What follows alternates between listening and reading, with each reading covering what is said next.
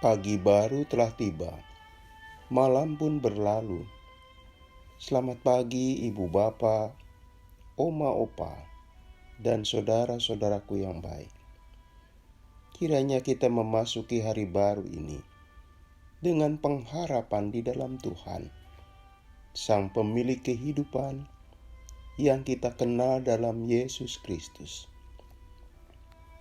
Firman Tuhan yang kita renungkan, 2 Timotius 1 ayat 15-16. Engkau tahu bahwa semua mereka yang di daerah Asia Kecil berpaling daripadaku, termasuk Figelus dan Hermogenes.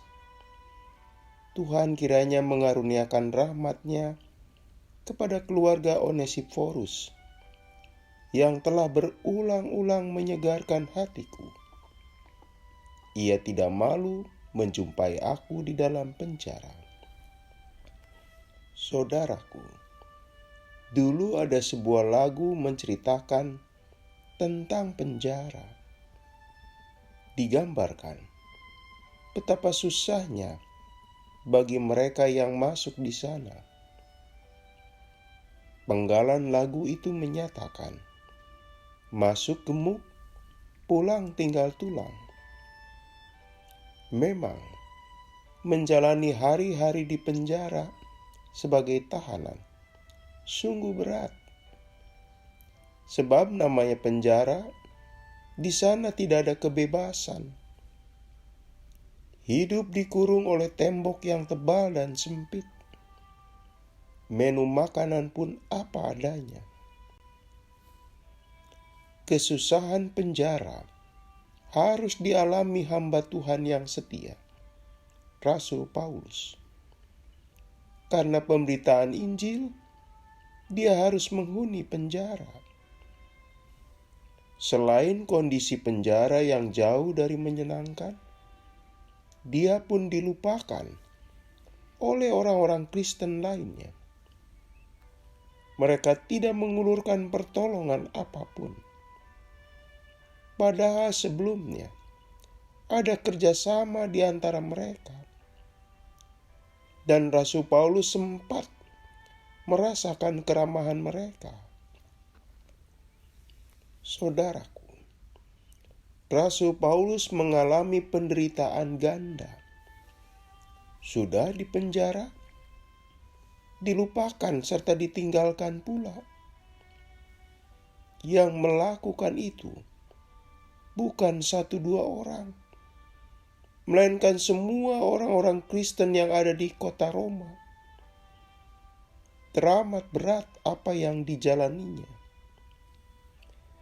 Meskipun sebagian besar orang-orang Kristen melupakan dan meninggalkannya, Rasul Paulus tidak jatuh terpuruk. Tidak jatuh lalu tidak bisa bangun lagi. Ada kekuatan yang menyegarkan jiwanya. Apakah itu?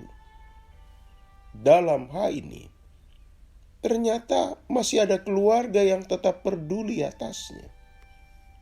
Ya, keluarga Onesiforus menyegarkan hatinya.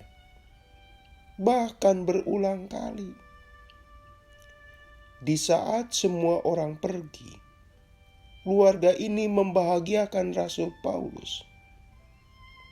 Mereka tetap mau menunjukkan sikap solidernya, menemani di saat Rasul Paulus menderita dan kesepian. Saudaraku, di saat seseorang mengalami kesulitan, justru kita bisa mengenal sahabat sejati. Mana sahabat yang tulen dan mana yang loyal. Meski sama-sama berwarna kuning, di saat kita susah, kita bisa membedakan satu dengan yang lain. Demikianlah, kita bisa membedakan seorang sahabat sejati atau tidak ketika kita kesulitan. Sahabat yang sejati justru hadir di saat kita susah. Dia menemani kita. Sikapnya tidak melupakan dan meninggalkan kita, menjadikan kita semangat. Malah, sosoknya menghadirkan sukacita di tengah perjuangan menghadapi kesulitan. Kehadirannya bagaikan mata air di tengah padang gurun, memberi kesegaran dan menumbuhkan semangat. Ketika Yesus menderita dan menjalani salib, berapa orang muridnya berada di sampingnya? Tidak ada. Tidak satu pun. Semua melupakan dan meninggalkannya. Cuma ada Simon Petrus yang terus mengikuti setiap fase atau tahapan penderitaan Yesus, Sang Guru. Tapi itu pun dari jauh. Disinilah kita bisa melihat mana murid yang tulen dan mana murid yang tidak tulen.